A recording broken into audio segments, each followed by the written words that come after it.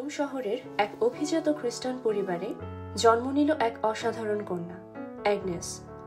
তিনি ছিলেন অল্প বয়সী, কিন্তু সৌন্দর্য, ধন সম্পদ আর পবিত্রতায় সবার দৃষ্টি আকর্ষণ করেছিলেন। অনেক তরুণ অভিজাত পুরুষ তাকে বিয়ে করার প্রস্তাব দিয়েছিল, কিন্তু অ্যাগনেসের চোখ নিবদ্ধ ছিল কেবল একজনের দিকে, তার প্রভু ও ত্রাণকর্তা যীশু খ্রিস্ট। তিনি যীশুকে তার আত্মার বর হিসেবে গ্রহণ করেছিলেন। যীশুর ভালোবাসার পর অন্য কারো প্রতি তার আর কোনো আকর্ষণ ছিল না।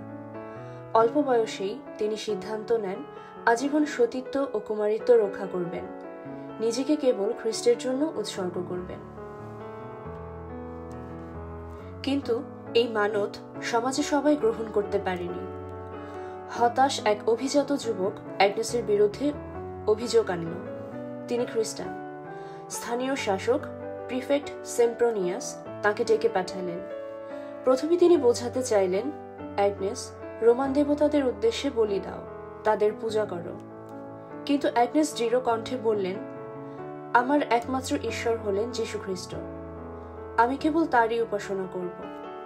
প্রিফেক্ট ক্রুদ্ধ হলেন, তিনি ভয় দেখালেন বিভিন্ন নির্যাতনের অস্ত্র দিয়ে, কিন্তু অ্যাগনেস ভীত হলেন না।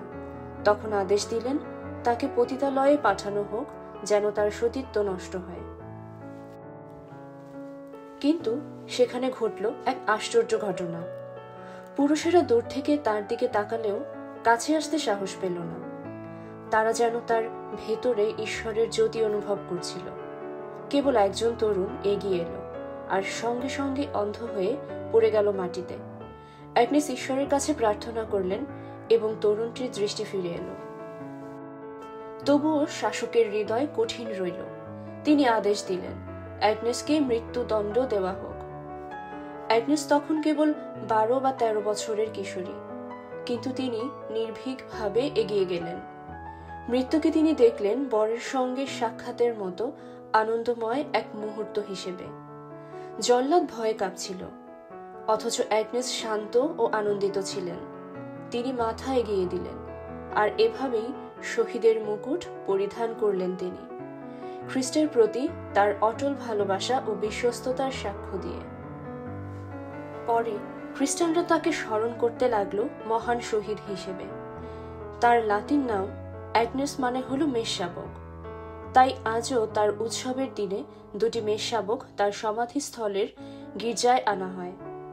তাদের উল দিয়ে তৈরি হয় বিশেষ পোশাক, প্যালিয়াম, যা পরে পোপ আর্চবিশপদের কাঁধে পরিয়ে দেন, তাদের রাখাল হিসেবে, দায়িত্বের প্রতীক হিসেবে। আসুন আমরা প্রার্থনা করি। সেন্ট অ্যাগনেস, কোমল বয়সেই তুমি যিশুর কাছে জীবন উৎসর্গ করেছিলে। তোমার সাহস ও বিশ্বস্ততা আমাদের অনুপ্রেরণা। আমার জন্য প্রার্থনা করো, যেন আমিও খ্রিস্টকে আমার আত্মার বর হিসেবে বেছে নিতে পারি এবং মৃত্যুর আগ পর্যন্ত তার প্রতি বিশ্বস্ত থাকতে পারি। সেন্ট অ্যাগনেস, আমার জন্য প্রার্থনা করো। যিশু, আমি তোমার উপর ভরসা করি। আমেন।